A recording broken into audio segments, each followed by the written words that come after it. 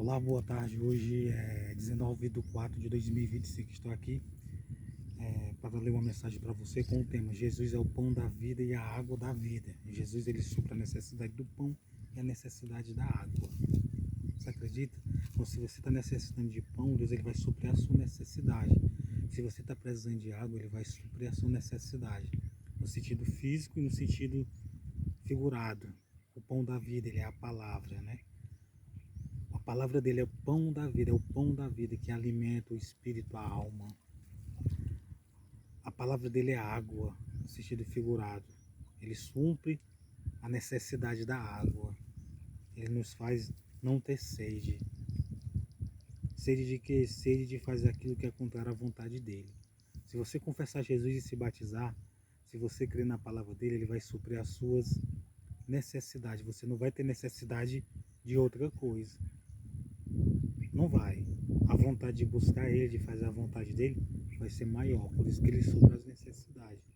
Então, João capítulo 6, versículo 1 está escrito assim: Depois disto, partiu Jesus para o outro lado do mar da Galileia, que é o de Tiberíades. E grande multidão o seguia, porque via os sinais que operava sobre os enfermos. Então, Jesus ele curava os enfermos. Então, Jesus é muito mais além do pão da vida, da água da vida. Jesus ele cura, ele sara, ele liberta. Ele é o libertador, ele cura as pessoas. E Jesus subiu ao monte e assentou-se ali com o seu discípulo. E a Páscoa e a festa dos judeus estava próxima. Então Jesus, levantando os olhos e vendo que uma grande multidão vinha à terra com ele, disse a Filipe: Onde compraremos pão para estes comerem? Mas dizia isso para o experimentar, porque ele bem sabia o que havia de fazer. Filipe respondeu-lhe, dizendo, 200 dinheiros tenho, 200 dinheiros de pão não lhe bastarão para que cada um deles tome um pouco. Então, R$ 200 não bastaria, não dava para suprir a necessidade de todos.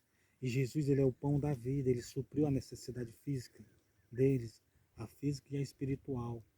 Ao mesmo tempo ele estava suprindo a necessidade do pão físico e o pão espiritual. Isso é muito importante. Um dos seus discípulos, André, irmão de Simão Pedro, disse: ele está aqui um rapaz que tem 5 pães de cevada e 2 peixinhos. Mas que é isso para tantos? Porque a multidão, segundo os historiadores, os especialistas, de 25.000 pessoas. E disse-lhe: mandai assentar os homens. E havendo muita relva naquele lugar, capins, assentaram-se, pois, os homens em número de quase 5.000. O tanto de gente que sentou. E Jesus tomou os pães e, havendo dado graças, Pai, eu te dou graças.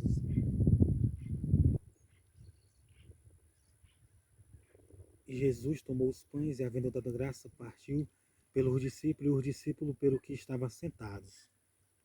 Igualmente também os peixes, quanto eles queriam. E quando estavam saciados, disse ao seu discípulo: recolhei os pedaços que sobejaram, para que nada se perca. Recolheram, pois, e encheram 12 cestos de pedaços dos 5 pães de cevada que sobejaram aos que havia comido. Vendo, pois, aqueles homens o milagre que Jesus tinha feito, diziam: este verdadeiramente é o profeta que devia vir ao mundo. Sabendo, pois, Jesus que havia de vir arrebatá-lo para o fazer rei, tornou a retirar-se ele só para o monte. Então, Jesus supriu a necessidade de quase 25.000 pessoas. A necessidade espiritual e a necessidade física. Então, algo profético. Eu creio que Jesus vai suprir a sua necessidade. Deus, Jesus é o pão da vida, a água da vida. Ele vai suprir a sua necessidade de pão e a sua necessidade de água. Então, ele é o pão da vida. Então, a palavra dele é como se fosse pão. É o pão espiritual, a água. A palavra é como se fosse água. Então, ele supre. Então, boa tarde.